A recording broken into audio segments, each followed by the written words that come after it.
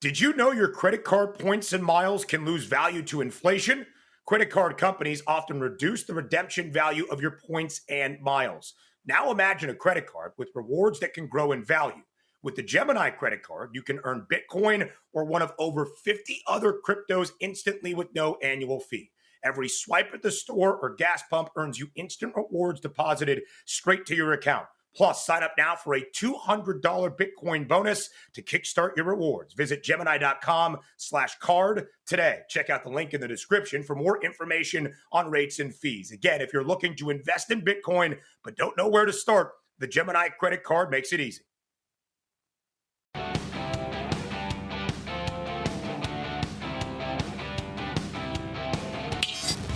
This is Follow the Money on VSiN. Love our Thursday show.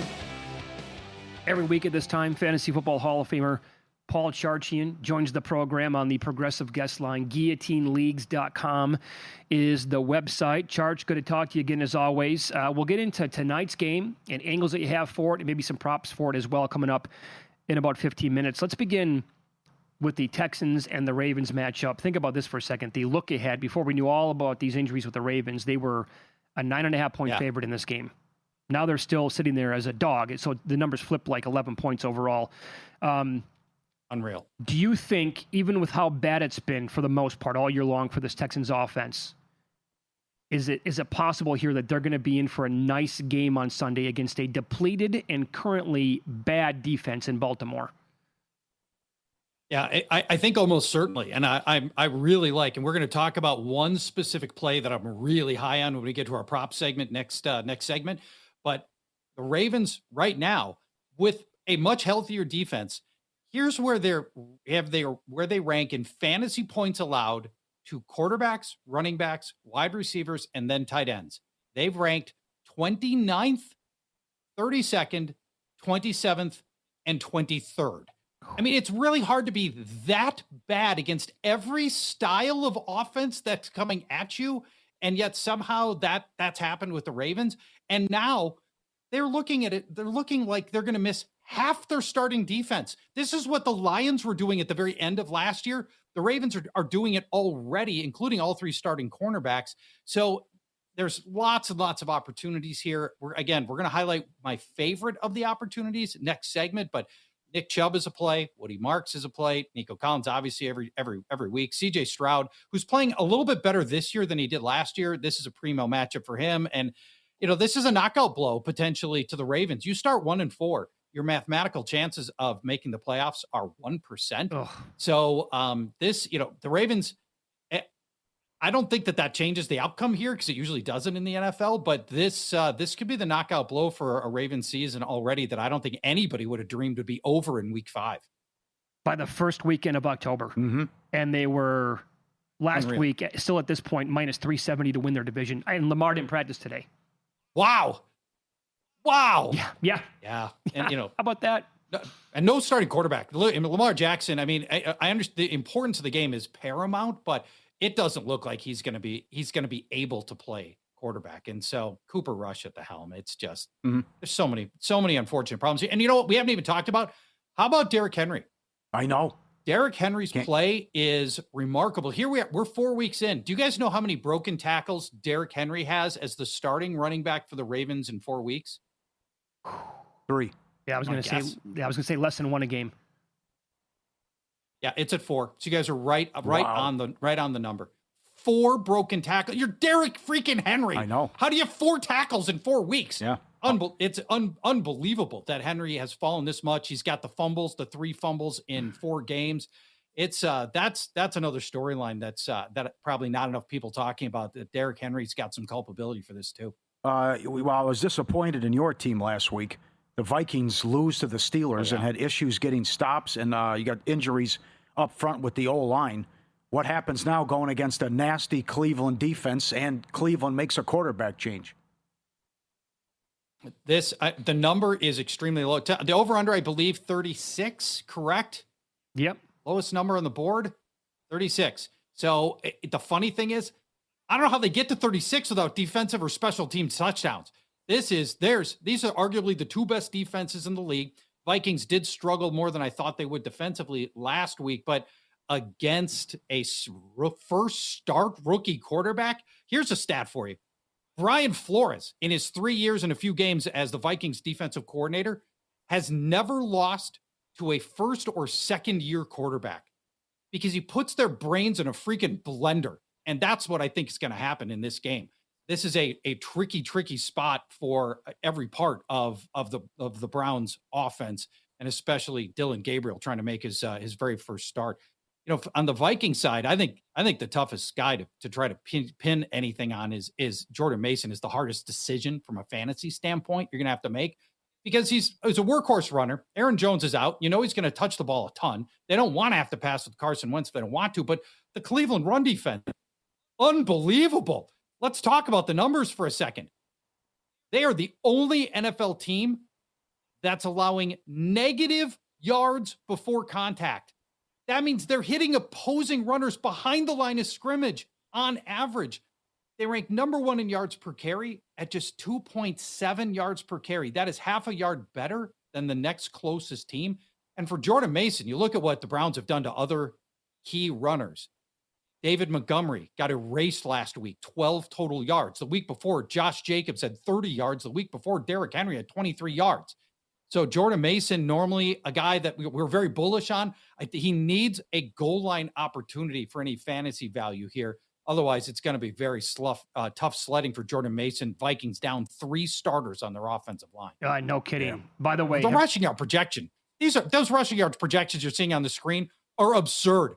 I can't see a way for the Vikings as a team, or Jordan Mason in particular, to get near the lines that you're seeing right there. I was going to say, Did you notice his yards prop yet?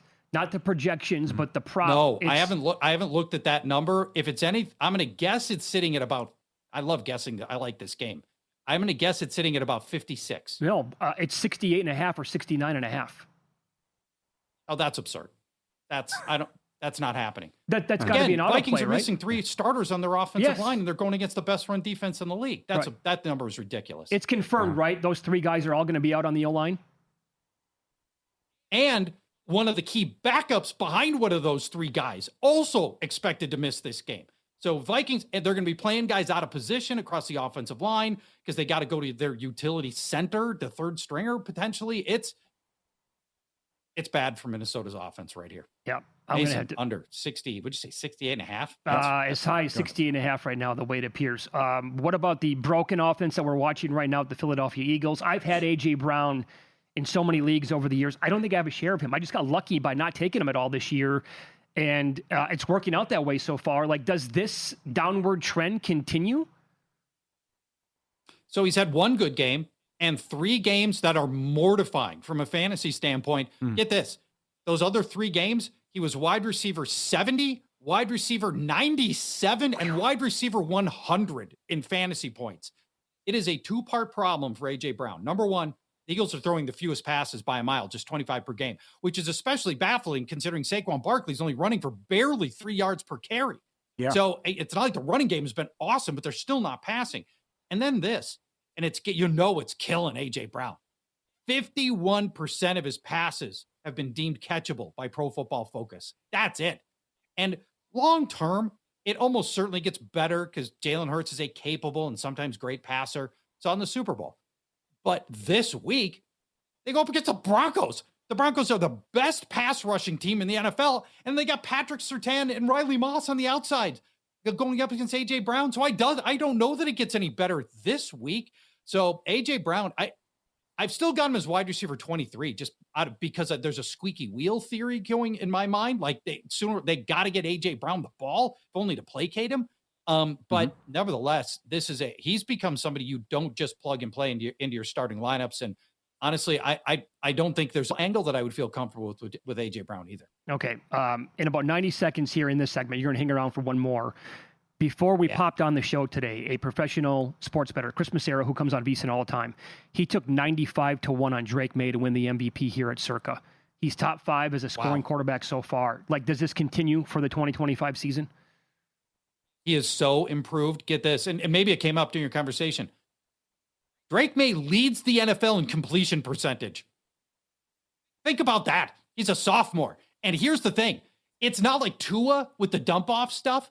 Drake May is throwing the sixth deepest pass in the NFL, and he's got a 74% completion rate. And then ask yourself, who's he throwing to? Yeah, that's fair. Who's the standout receiver? That's Well, it's right. nobody. Yep. I mean, that's the amazing. Drake May's just making do with whoever he's got. Stephon Diggs hasn't been the same since his ACL. He's in this offense. That's the amazing part to me.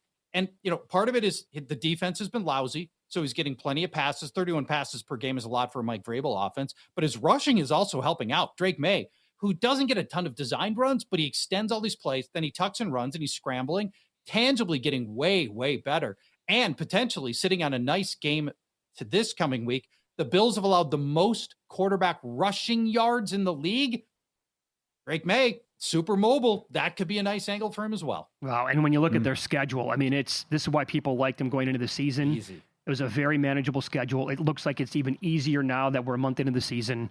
And when Massera was telling this, he's like, he had all of his numbers written down, and a lot of them right now are actually better than Josh Allen, believe it or not. You pointed out the completion percentage. I think the touchdowns are the same and the yards are more, actually. So Unbelievable. Hard to believe it's in the conversation, but 90-1 makes that a real life option. Yeah, we'll continue with Fantasy Football Hall of Famer Paul Charchian coming up next. We'll get into tonight's game, Puka Nacua in action. If drafts were reheld today, he'd be the number 1 pick overall. But is this sustainable for the entire regular season? Charch will answer that question next.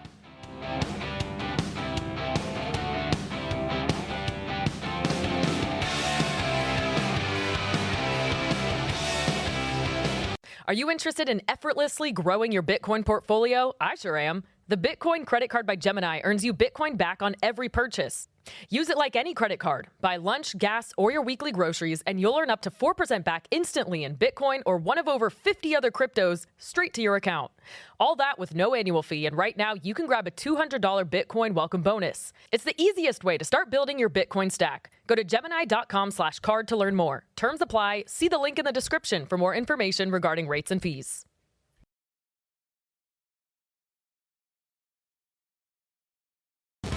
This is Follow the Money on VSiN. Cruising along here on a Thursday with Fantasy Football Hall of Famer Paul Charchian, GuillotineLeagues.com. He is on the progressive guest line. All right, let's dive into tonight's game with a player prop or two that you're looking at in this weekend as well. Charch, Niners catching 8.5. It was up to 9. Total around 43.5 in this game tonight. We were kind of like spitballing, like who's going to be the receiver for the 49ers in this game that you want to bank on. I put a little bit on Demarcus Robinson. What do you want to do tonight? Yeah, and I thought about Robinson too. His number's low. It's like 27.5. That's absolutely attainable. And he was a second-tier option for me. I'm going with tight end Jake Tongas over 28.5 receiving yards. And I love his anytime touchdown numbers, plus 425. That's normally like backup territory, not starter territory. Tongas is the player that's going to be on the field for the 49ers with the most routes run outside of Christian McCaffrey. He has been on the field for 70% of the Niners snaps since George Kittle went down. And if you're Mac Jones and all of your starting receivers are out, the one guy you feel good about is your tight end who's been there for all these games for you. This is a great opportunity for Tongas. By the way, Tongas, he's a 49er. Rams allowing 49 yards to tight ends. Wow. Right there. We should have like a zinger soundbite that you have. Like that should be like a drop that you have in Fantasy Football Weekly, the podcast. That's right. Mm-hmm. In 4 games, the Rams have allowed over 33 yards to a tight end 4 times. And again, we only have to get to 28.5. And that includes 70 yards to Tyler Warren, tight end last week, that the Rams allowed. And if you think anybody other than Christian McCaffrey is going to score a touchdown, Tongas is the most likely guy. He has scored in 2 of 4 games so far. He's big, physically large guy, 6'4". He's able to win contested catches against linebackers and cornerbacks. So you figure this game could be, the game script's going to be pass heavy tonight for San Francisco, even if they don't want to. Mm-hmm. They haven't been able to run. For as good as McCaffrey is, barely 3 yards per carry. They haven't been able to run well anyway. Jake Tongas over 28.5 receiving yards, time touchdown, plus 425. I want your thoughts, not only tonight, but moving forward, if this is sustainable with Puka. If he has 8 catches tonight, he'd be the first player in history to have 50 receptions through the first 5 games. He's averaging 118 yards from scrimmage every single on average here in the first 4 games. He has 42 for 503. You can get creative here where 5 yards every quarter, 10 yards every quarter, 25 yards each half's $1.60. But what do you think of Puka with the season he can have and if he can keep up these numbers? It's amazing. He's number one in basically everything a receiver should be number one in: targets, receptions, yards. And by the way, number two in rushing yards. You know, you made a very interesting distinction there, Paulie. You said yards from scrimmage, I think, because Puka, they run Puka. He's got 52 rushing yards so far and a score on the ground. And the amazing thing about Puka Nacua, Sean McVay always manufactures looks for him no matter what. And defenses go out and specifically try to stop Puka Nacua. Doesn't matter. And Nacua is so good. And he can run from outside left. He can run from the slot left, slot right, and outside right. And that really, it makes him so hard for defenses to match up against him. Now, I like him tonight. He has faced the Niners 3 times. He's either scored or top 97 yards in every matchup he's had. Going back to last year, Niners have been great against wideouts on paper, but they've played the Saints, the Cardinals, and the Jaguars. I don't think there's no receiver that's even in the same conversation with Puka Nacua. The only receiver so far that the Niners have seen that's anywhere near Puka's level was Jackson Smith-Njigba in week 1. He put up 124 yards. So, McVay is so dependable in finding ways to get the ball to Puka Nacua. I think the sustainability is here. And the only thing that derails him this season is injury. Very good. Follow the money here on VSiN, the Sports Betting Network. Our guest, Paul Charchian. You can follow him on X at Paul Charchian. And his podcast is called Fantasy Football Weekly as well, going on 3 decades of that. Does a great job for fantasy every single week. Okay, so you need to let this one breathe for a minute and stretch out. Take your time because it's in the Browns-Vikings game. Let's go. Let's throw a little poison into this, right? Because we always have to have like an under as well. Can't just go all overs. Let's go an under. Oh, yeah. State your case for Jerry Jeudy to kind of put up a stink bomb against the Vikings. Yeah, under 47.5 receiving yards. I already mentioned Dylan Gabriel in the last segment. A brutal spot for him to be put up first start against Brian Flores. Gabriel's already a floppy-armed passer. It is going to be nothing but first read short passes in this game. It's going to be hard for Jeudy to get to the 47.5 receiving yards or 5-yard receptions at a time. But even more than that, Cedric Tillman's on IR. So that means the Vikings can scheme away Jerry Jeudy, the other starter, with star cornerback Isaiah Rodgers. He is Pro Football Focus's number 1 ranked coverage cornerback. Opposing passers throwing at Isaiah Rodgers have a passer rating of 42. That's it. Now, as for yards against wideouts, the Vikings rank 3rd fewest. They held Jamar Chase to 50 yards, Drake London to 49 yards. What's Jerry Jeudy even doing in this conversation anywhere near Jamar Chase and Drake London? He doesn't belong here. Mitch and Paulie, let me ask you this. I would like you to guess at Joe Flacco's passer rating on balls thrown to Jerry Jeudy this year. From 0, right, to 158.3? Yeah, 158.3 would be perfect. I don't think you can physically get to 0. Okay. If you dirt the ball every time, your passer rating is 39. Okay. Great. What do you think, Paul? Over 51? Yeah. Passer rating on balls thrown at Jerry Jeudy is 26. Oh, my Joe God. Flacco would have been better throwing the ball into the ground every time instead of throwing to Jerry Jeudy. He's somehow 13 points worse than turf. Jerry Jeudy, last thing. He's moved into pole position as the league's preeminent ball dropper. He's got 4 drop passes already this year. He drops some more balls than a hernia specialist. You can probably count on one of those this week, too. This is a great opportunity to go under 47.5 yards. All right. I can see that one coming. Yeah. I saw you working there. Is this Mitch saw 500 to 1 Sunday? It was. I saw a person who we know who bet it. Okay, there was 250 the other day. How about Puka MVP? These quarterbacks aren't having great. If he hits 200 receiving yards. Yeah. If he hits 200 receiving yards and there isn't an obvious quarterback, we just talked about Drake May being in the conversation. Yes, right. If there's not an obvious quarterback, and he hits 2,000 receiving yards, it sets all-time records, which he might do. Yeah, he's absolutely in play. It only happens once a decade for a non-quarterback, but this potentially could be the year. All right, give us your look or two if you have time here in this Texans-Ravens game and who you want to attack. The angle here for sure is Christian Kirk over 33.5 receiving yards and plus 340 anytime touchdown. Kirk is Houston's slot receiver. He runs 71% of his routes from the slot. Baltimore's slot cornerback is Marlon Humphrey. He's out for this game. His replacement is an undrafted rookie named Keon Martin, who's been forced into play a handful of times. He's been targeted 7 times so far this year, and Keon Martin has allowed all 7 receptions and a touchdown so far. And when the Ravens don't use their slot cornerback to cover the wide receiver in the slot, they like to use linebacker Roquan Smith. He's out with a hamstring injury. And the other guy they like to use sometimes against slot receivers is safety Kyle Hamilton. He's got a groin injury. The Ravens are already getting worked by slot receivers. They allow the second most yards to slot receivers versus outside receivers. Last week, Marquise Brown and Juju Smith-Schuster scored while running half the routes from the slot. The week before that, Amon-Ra St. Brown, slot receiver for the Lions, scored. The week before that, Cedric Tillman scored from the slot. And if you go all the way back to week 1, Khalil Shakir against the Ravens on a bad ankle posted 6 catches and 64 yards almost entirely from the slot. He was a game-time decision, and he lit him up from the slot. Christian Kirk over 33.5 receiving yards plus 340 anytime touchdown. Beautiful. Love it. Anything here with Woody Marks, or is it a pass this week? Oh, Woody Marks is absolutely in play. We were talking about it on the break. The Ravens have allowed the most running back receptions in the league, 29 already. And Woody Marks' receiving line, and he's the designated pass catcher among him and Nick Chubb. Nick Chubb, obviously not a gifted receiver. Woody Marks is. He's a fluid, natural receiver out of the backfield.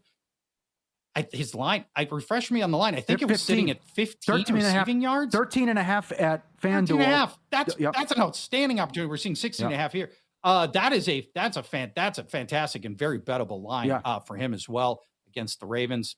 You can just find Houston's offense, find ways to get in on this action. Very Plus good. 230 to have 25 yards at DraftKings. Okay. Yeah. Ladder him up a little bit here. Charge, that was so good, man. Let's do it. That kid's good. Yep. That kid's good. He's going to win the job in time entirely from Nick Chubb. I think you're right. Totally looked apart last week. He did. All right, buddy. Thank you. That was dynamite. We appreciate it. Thanks, friends. We'll talk to you next week. There you go. Yeah, his podcast is called Fantasy Football Weekly. Been doing it for like 30 years. Website, guillotineleagues.com. Join us here on the Progressive Guest Line. Up next, well, there's been a run, by the way, in the Tigers game. Dingler went deep, 8-1. They lead 2-1 right now. Yep. In the 6th. David Baker on the program. Week 5 survivor possibilities. Has he pivoted to using the Rams tonight because of San Francisco's injuries?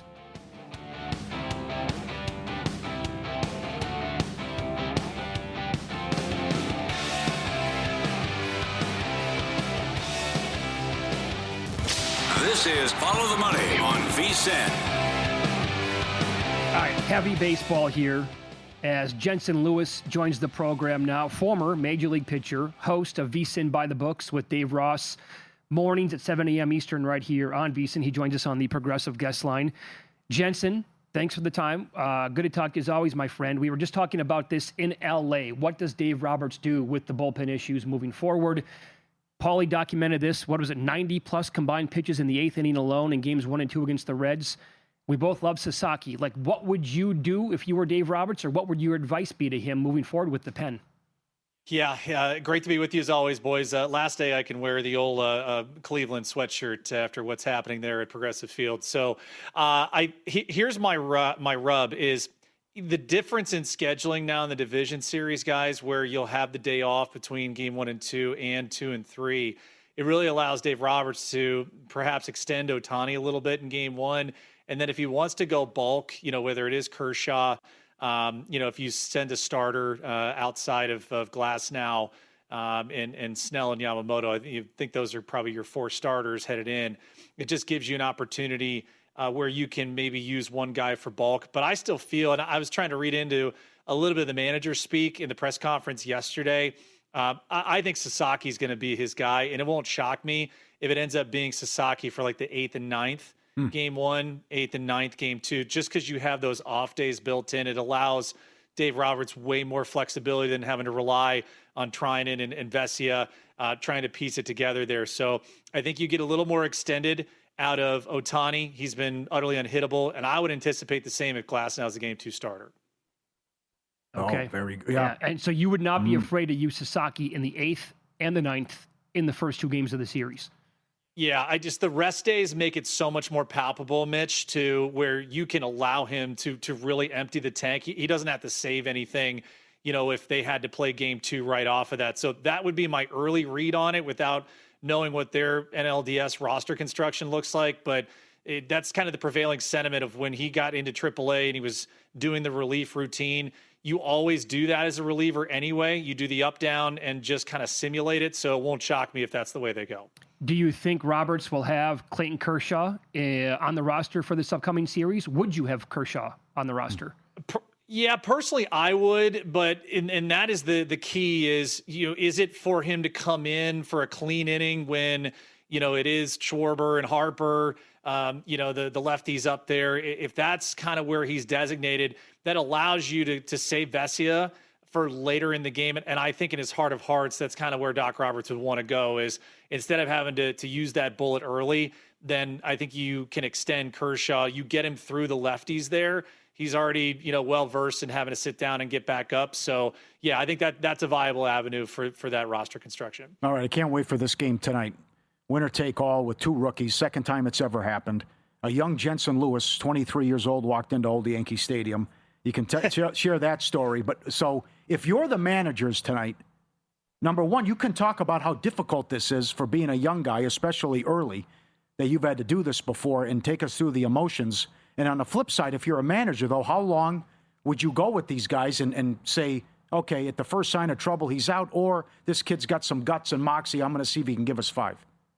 Yeah, and I guess on the game, Paulie, this was the one under that I really liked because I do feel with kind of what we saw from Alex Cora last night, I did not expect that quick of a hook for Brian Bayo, but that gives me a window into he kind of wanted to end the series last night. Didn't get a chance to do it, but that tells me where his MO is. Any sign of trouble, Connolly Early is probably going to get the hook. Now, he's been really good against lefties, and so the initial lineup here from Aaron Boone, I think, I don't know how you can't have Ben Rice and Jazz Chisholm in there from the get-go. That's just me, but we'll see how it plays out. For me, as far as the emotion and what these guys, Early and Schlittler, will be going through, I can remember I came in the bottom of the 8th. This was game 3 of the division series back in 2007. And usually, Mitch and Paulie, I would get the 3 hitters I was going to face from Louis Isaac, our bullpen coach then. For whatever reason, I didn't either hear him or I did not register who I was facing. It was Derek Jeter, Bobby Abreu, and Alex Rodriguez. And it finally hit me when Victor Martinez threw down to second. And then I Run New York came on over the PA, and that was Jeter's walk-up song. So you didn't know until then? You can imagine the adrenaline at that point. And ironically, that was my highest velocity of my career. I punched out all 3 of those guys, and A-Rod on a 96-mile-an-hour heater at the top of the zone to finish the inning. And, hey, I was 23. I didn't know any better. I was just trying to get outs. I came in the dugout, and I think it was Jason Michaels and Paul Bird. They came over because I was at the end of the dugout. They came over and sat next to me. And they're like, "Do you know what you just did?"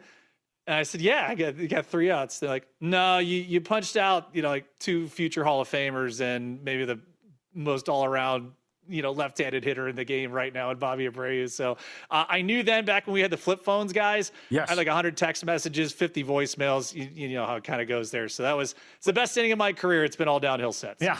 No, hold on. Because I recall that when you left the mound, you pulled the Fernando Cruz from last night, right? Or am I misremembering that? I think I was a bit more subdued, but probably inside of me, Mitch, I was straight Fernando Cruz with emotion. That's for sure. Okay. Yeah, you do that if you strike the guy out, not if you give up a bomb to center. Yeah. That almost left the park. Who celebrates? Oh, yeah, all right. He almost hit a home run off him. He took like 90 seconds. It was like Vince McMahon walking to the ring, strutting out there. Conor McGregor. Oh, my God. I couldn't believe that he was doing that last night. I know. Okay, so you like the under, right? Yeah. You bet you have under 7.5? I took an alternate. I didn't want to get the hook there, so I bought up, guys. I have the under 8. I found it at $1.35. Just kind of seeing how this has gone down to the wire the first 2 nights. For all intents and purposes, we should have had 2 extra inning games, both in game 1 and game 2. But really, yeoman's work by these bullpen guys. Chapman on game 1, and then Bednar there in game 2. So Again, for me, and back to your original thoughts, guys, if I'm both managers and I'm telling my starting pitchers, I'm not worried about length from you guys. I'm worried about efficiency. I'm worried about staying ahead in the count and just collect outs. Don't even think about it in innings tonight. Just collect outs and we'll kind of baby step this thing forward. So I think that's the pace that if both these youngsters are on their games tonight, they'll be very mind in the moment and not worrying about going 1-2 times through the order. Okay. Would you stay away from K-props altogether? You know, I was talking about this with Dave this morning, Mitch. I was looking at the outs recorded. I'm like, how can you even have the volume of hitters to even want to jump around it? Like, I get it if you're looking at early and the lefties up there because he's been so good against that. Schlittler has had his moments. So to me, and to each their own, I'm not jumping in any of that. If anything, you know, maybe looking at the only way I would either be a yes run first inning, no run first inning, depending on what you feel like. I don't have a good read either way because, again, you're dealing with two rookies out there. Who knows what their heart rate's going to be like when they take them out. That's right. Totally fair. So what is your reaction to that Dodgers-Phillies series price? Again, it opened up in town here last night at the Westgate. Dodgers minus 120 at Caesars and Will Hill. It was the other way. Phillies were minus 130, so the Dodgers are a small favorite now pretty much.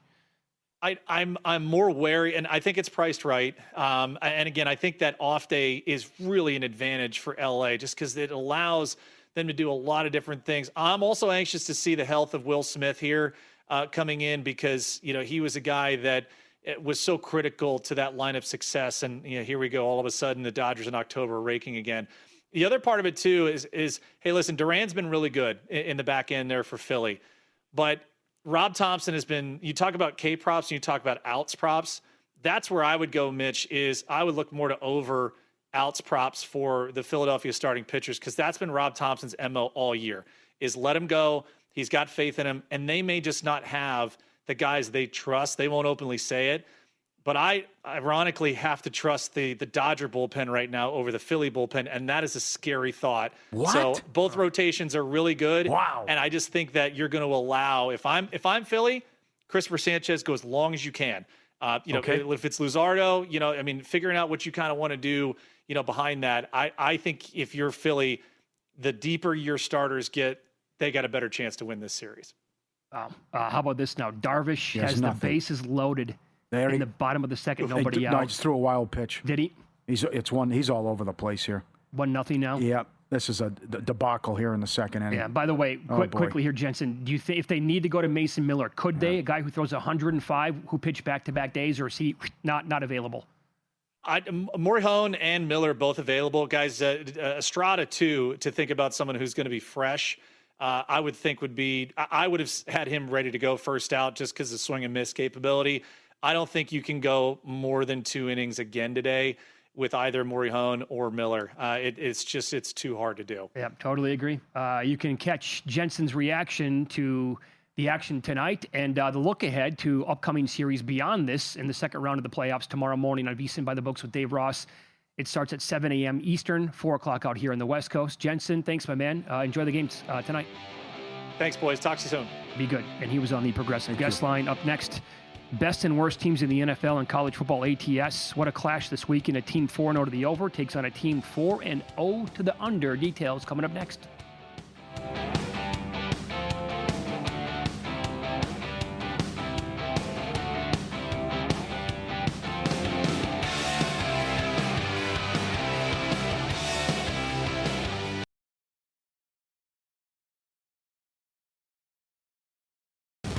This is Follow the Money on VSiN. Do the Padres have something cooking here? They are in the top of the fifth at Wrigley, trailing 2-0. There is a runner on first, but there is one out. And there is a new pitcher in here for the Cubs. Tyone stay at 4 Ks then? Yeah. So he's tied right now with Flaherty. And Tyone is 15-1 to have the most Ks today. All right, we'll see if the Friars here can maybe get something going here to make this a game. As again, they trail 2-0. Yeah, go ahead. No, King is in for the Padres now. Yeah. Yep. Okay, let's head out to the Progressive Guest Line as VSiN host Scott Seidenberg joins the program now. His website is betterday.com as well. Scott, good afternoon. Thanks for the time as always, man. How are you? I'm just gearing up for an exciting night. Yankees, Red Sox, Thursday Night Football. It doesn't get better than this. It's an amazing Thursday all of a Yes. sudden here on Elimination Day in Major League Baseball, and a big one in the NFC West. You have written a story on your website, betterday.com, that is a great angle here to look at in the NFL, and it has to do with like digging in the trenches, right? The offensive line compared to defensive line, and where you can find an edge. What did you put together here, and what have you found in terms of betting, like so far through 4 games? Yeah, so what I find interesting is that everybody that does these models, they always like to look at the attractive stats on offense and defense. You're going to look at yards per play, you're going to look at EPA and other metrics like that. But I feel like the neglected part of the game is really the offensive and defensive lines. I mean, how many times do we hear the old adage, right? The game is won in the trenches. And so I know that some stats like to count on the offensive line and defensive lines, but what I did was I wanted to create my own statistic. So I created a composite scoring grade for offensive and defensive line based on 3 independent value metrics. Number 1 is the PFF grades for run blocking, pass rush, and run defense. Number 2 is ESPN's analytics looking at their win rates for pass block win rate, pass rush win rate, run block win rate, and things like that. And then the third metric I used was NFL's next gen stats. And I took a look at both offensive and defensive run stuff percentage for the offense and defense. And then I looked at the quarterback pressure rates for both the offensive and defensive lines. And thus we created a 3 metric composite score grading every NFL team based on their offensive and defensive lines. And the first week in using this projection model, which was week number 4 last week, it identified 8 games that had what I call a grade A mismatch. And those 8 games went 7-1 straight up and 6-2 against the spread. Now, what I found even more fascinating about the projections was that the top 5 running mismatches in week number 4, the Bills, who rushed for 165 yards, and James Cook went over his rushing prop with 117 yards. The Ravens, as a team, rushed for 166 yards, although Derrick Henry went under with 42 yards. Justice Hill and Lamar Jackson both went over. The Rams rushed for 102 yards. Kyron Williams went over his prop. The Jets rushed for 197 yards. Justin Fields and Breece Hall went over. And the Broncos rushed for 186 yards with Dobbins and RJ Harvey going over. So RB1s, based on this projection in the first week of doing it, went 4-1 to their over on their rushing props. That is Very excellent. good. Okay. Great detailed information there. So, by the way, how do you determine which is going to be like a grade A matchup or a total mismatch compared to like some of the other grades that you put on it? Yeah, I want to look for the largest discrepancies. So if we look at this week and we look at the largest discrepancies that I put out here, a grade A matchup for me would be one that has a 30-point or more grade discrepancy between the offensive and defensive lines. And that's a combined metric, guys, looking at pass protection and run blocking versus run defense and pass rush. Very good. Which games kind of fit the bill this week, and does tonight's game qualify? So tonight's game does not qualify as a grade A mismatch. However, the rushing prop does. So the rushing advantage here for the Rams over the 49ers is actually pretty significant. And I actually went ahead and played both Kyron Williams and Blake Corum to go over their rushing yardage prop. And it kind of makes sense, guys. I mean, the Rams are a 9-point spread. If this game plays out the way that we think it's going to, the Rams could be running the football a lot late in the second half. So the metrics show that the Rams rushing blocking has an advantage here over the 49ers rush defense now. And so I went ahead and played both Kyron Williams and Blake Corum to go over tonight. Yeah, that's very good. I was making the case earlier for Williams over 67.5.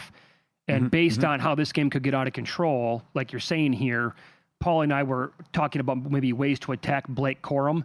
And I took a flyer on him at 50 plus at plus 250, because I think there's a way here that he's getting more carries now. If it turns into a blowout, he's going to get probably there's an angle where he can get his prop is 7.5 tonight for the attempts.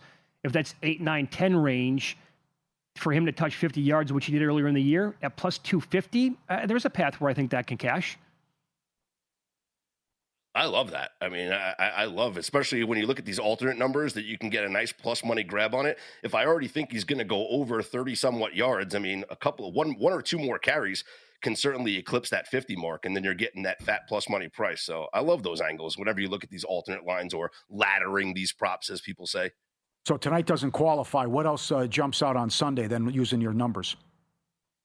So here are the top mismatches here for this week, the top 5 mismatches. The Detroit Lions over the Cincinnati Bengals. I don't think that's going to surprise anybody because of how bad the Bengals have played this season so far. The Denver Broncos over the Philadelphia Eagles. So this is one where, it's not, some people would say, oh, everybody's predictive model is just going to take the favorite. Like, no, this is a spot where the Broncos in the trenches do have a significant value here over the Philadelphia Eagles. Another game that is another underdog, the Jacksonville Jaguars over the Kansas City Chiefs, and the Jags 3.5 point dogs on Monday Night Football. The Commanders, another dog here, the Commanders over the Chargers, and then the Cardinals over the Titans, as well as the Giants over the Saints are two very, very close that are just inside and outside the top 5 in the best mismatches this week. Well, great work out of you, and I love the angle here. And again, it's Follow the Money here on VSiN, the Sports Betting Network. Our guest, Scott Seinberg, host here on VSiN. BetterDay.com is the website, because look at what we're watching now with some of the really bad teams in the league, and we saw it on full display on Monday night. I mean, the Bengals, who I have as a bottom 5 power-rated team in the league, a lot of it has to do with how bad the O-line is, and the defense is terrible. I get that. And the other one would be Houston. I mean, the whole narrative around Houston so far this year has been Stroud's going to run for his life. They're not going to be able to protect him, and they look like a broken passing offense. So I think that putting a ton of stock into really good offensive lines compared to really bad is something that doesn't get talked about enough, Scott. And another angle that, it's funny because I brought up the overs and how great the rushing props did to the over this week. And if we're looking at some of the guys that we want to go over this week, the rushing mismatches would be the Jaguars with Travis Etienne, the Panthers, Chuba Hubbard, the Lions, Montgomery and Gibbs, the Bills with James Cook, and borderline and I mentioned the Rams with Kyren Williams and Blake Corum. Also, Javonte Williams of the Cowboys is kind of a borderline play. But something that I started to think about today as I'm looking at this is, well, I'm looking at all these top advantages. Why don't they look at it the other way around? Sure. For guys that we want to bet to go under their props? And you mentioned how bad the Cincinnati Bengals have played this year. They have graded out to me as the worst offensive line in run blocking in the NFL. So we should be fading Chase Brown moving forward in these games. No, 100%. And another thing, too, is any running back to go up against this Tampa Bay front. This week, we're going to watch with Kenneth Walker and Zach Charbonnet. I mean, Barkley had, 40-plus yards last week, and his prop was in the low 80s against Tampa Bay. Like, nobody can run the football right now in Tampa Bay's defense. Yeah, Tampa grades out number 2, just behind the Cleveland Browns for me in their run defense right now. And again, these are, everyone could look at their own different metrics here. You can look at the win rates, you can look at PFF, you can look at all the next gen stats. What I did was I combined them to formulate a composite grade. So this isn't just one source here. This is combining 3 of the most respected sources out there in terms of grading performance for both offensive and defensive line and coming up with a composite grading system. Yeah, I love the angle. You can follow Scott on X. He is at Scott's On Air, and the website again, better, BETTOR day.com. Awesome stuff, Scott. Thanks for the time. Yeah, anytime, guys. The Trench Report. Hey, the game is won in the trenches, right? Very good. Love it, for sure. Good job. Cubs got out of it. They lead 2-0, bottom of the 5th. Padres had 2 on. Tatis at the plate. Yeah. And game 1 is up. Seattle is minus 210 against Detroit. Save 40% off our football season special with Follow the Money promo code FTM. VSiN Pro Access, everything we do across every sport through the Super Bowl. You'll love the Opta stats and the projections tonight. Not only tonight, but every game. They love Stafford over tonight. Check it out, VSiN.com, and lock in 40% off today with code FTM. Every pick, every host, every guest, the Mackinnon betting systems, the Pro Tools, the videos, the replays, the live breakdowns, the dog videos, VSiN.com/subscribe. Get up there, 40% off. What's the matchup in that game? Gilbert? I haven't seen. I don't know what. I still don't have an update on Wu. Neither do I. In pocket plays, coming up here. Yeah.